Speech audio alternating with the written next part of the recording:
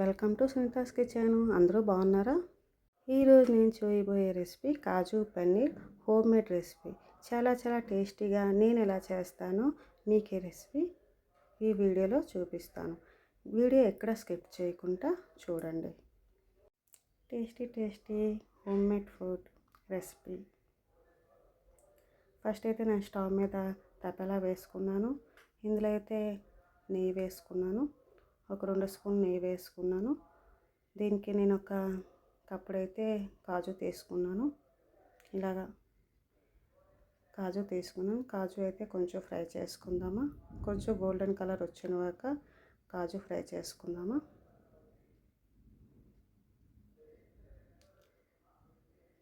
Curry అయితే సూపర్గా వచ్చిందండి. వీడియో ఎక్కడ స్కిప్ చేయకుండా చూడండి. కాజు అయితే ఫ్రై అయిపోయి ఇప్పుడు దీన్ని ఒక బౌల్లో తీసుకున్నాను. ఈ తపెలలో మళ్ళీ కొంచెం ఆయిల్ అయితే వేసుకున్నాను. ఆయిల్ కొంచెం వేడెక్కాక ఒక 1/2 స్పూన్ పసుపు వేసుకున్నాను. పసుపు వేసుకున్నాక నేనైతే పన్నీర్ తీసుకున్నాను. ఇక్కడ పన్నీర్ అయితే నేను 400 గ్రామ్ పన్నీర్ తీసుకున్నాను. దీన్ని కూడా ఇప్పుడు చక్కగా ఈ ఆయిల్లో ఫ్రై చేసుకుందాము. పచ్చివాసన పోయే వరకు పన్నీర్ అయితే ఫ్రై చేసుకున్నాను. నేను మరీ రోస్ట్గా ఫ్రై చేసుకోలేదు, మీడియంగా పచ్చివాసన పోయే వరకు ఫ్రై చేసుకున్నాను. మరీ రోస్ట్గా అయితే మా ఇంట్లో పిల్లలకి నచ్చదు, అందుకు బాగా రోస్ట్గా కాకుండా లైట్గా ఫ్రై చేసుకున్నాను. పన్నీర్ అయితే ఒక బౌల్లోకి తీసేసుకున్నాను. ఇప్పుడు మళ్ళీ ఆయిల్ వేసుకున్నాను. ఇందులో ఆయిల్ వేసుకొని 2 యాలకులు, 2 లవంగాలు, చిన్న దాల్చిన చెక్క వేసుకున్నాను. అవి అయితే ఫ్రై అయిపోయిన తర్వాత ఒక 4 ఆనియన్ అయితే తీసుకున్నాను. ఆనియన్ చక్కగా సన్నగా కట్ చేసుకున్నాను. అందులో 2 పచ్చిమిర్చి వేసుకున్నాను. ఇప్పుడు ఇవి కూడా కొంచెం గోల్డెన్ కలర్ వచ్చే వరకు మనం ఫ్రై చేసుకోవాలి. ఇందులో కొంచెం కరివేపాకు కూడా యాడ్ చేసుకున్నాను. కరివేపాకు అయితే హెల్త్కి చాలా మంచిది కదండి. మీ ఆప్షన్, కొంచెం ఎక్కువైనా వేసుకోవచ్చు. ఇప్పుడు కొంచెం ఇందులో సాల్ట్ వేసుకున్నాను.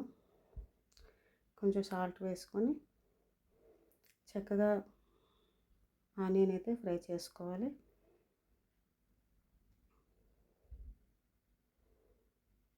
ఇలా సాల్ట్ వేసుకుంటే ఆనియన్ కూడా మరీ గట్టిగా అవ్వకుండా చక్కగా మెత్తగా ఫ్రై అవుతాయి. ఆనియన్ అయితే ఫ్రై అయిపోయి అలాగే నేను 2 స్పూన్లు అల్లం వెల్లుల్లి పేస్ట్ వేసుకున్నాను. ఈ అల్లం వెల్లుల్లి పేస్ట్ కూడా చక్కగా ఫ్రై చేసుకుందామా. కొంచెం మూత పెట్టుకున్నాను. ఒక 2 మినిట్స్ అల్లం వెల్లుల్లి పేస్ట్ ఫ్రై చేసుకుందామా. ఆయిల్ అయితే సెపరేట్ అయిపోయింది. అల్లం వెల్లుల్లి పేస్ట్ కూడా చక్కగా ఫ్రై అయిపోయింది. ఈ ఉల్లిపాయలతో పాటు అల్లం వెల్లుల్లి పేస్ట్ కూడా ఫ్రై అయిపోయింది. ఇప్పుడు దీంట్లో అయితే నేను ఒక 3 చిన్న టమాటాలు తీసుకున్నాను.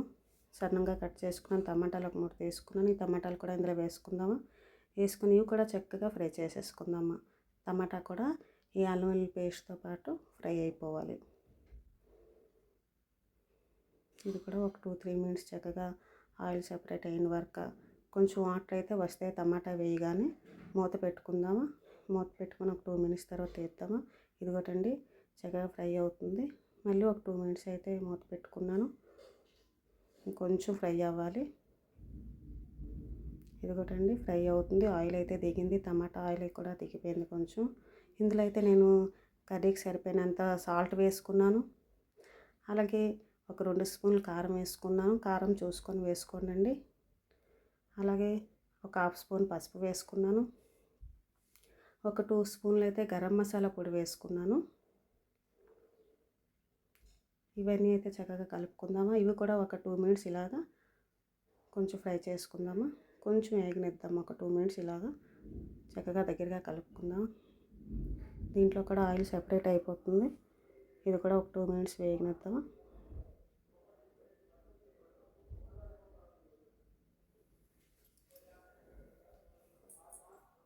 ఆయిల్ అయితే సెపరేట్ అయిపోయింది. ఇప్పుడైతే మనం పన్నీర్ అయితే ఫ్రై చేసి పక్కన పెట్టుకున్నాను కదండి. ఈ పన్నీర్ కూడా ఇందులో వేసేసుకుందాము. ఈ పన్నీర్తో పాటు ఈ మసాలాతో పాటు ఈ పన్నీర్ చక్కగా కొంచెం ఒక 2 మినిట్స్ వేయించుకుందామా. ఈ మసాలాతో పాటు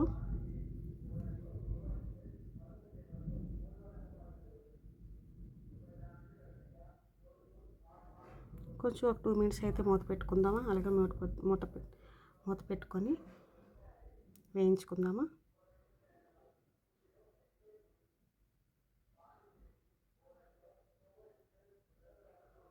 ఇదిగోటండి చక్కగా దగ్గరికి అయిపోయింది.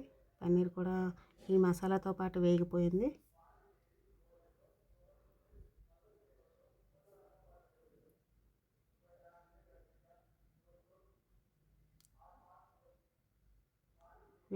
ఇప్పుడైతే నేను జీడిపప్పు అయితే ఫ్రై చేసి పక్కన పెట్టుకున్నాను కదండి ఒక బౌల్లో.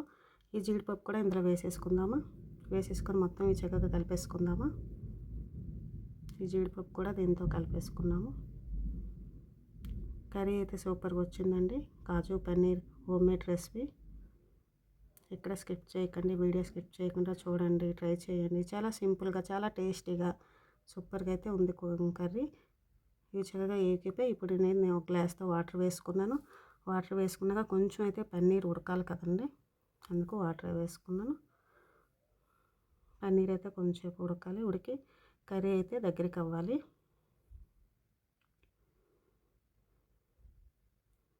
కర్రీ అయితే ఉడుకుతుంది. ఇదిగోటంటే దగ్గర అయితే అవుతుంది. దగ్గర అయిపోయింది. ఇంకొంచెం వాటర్.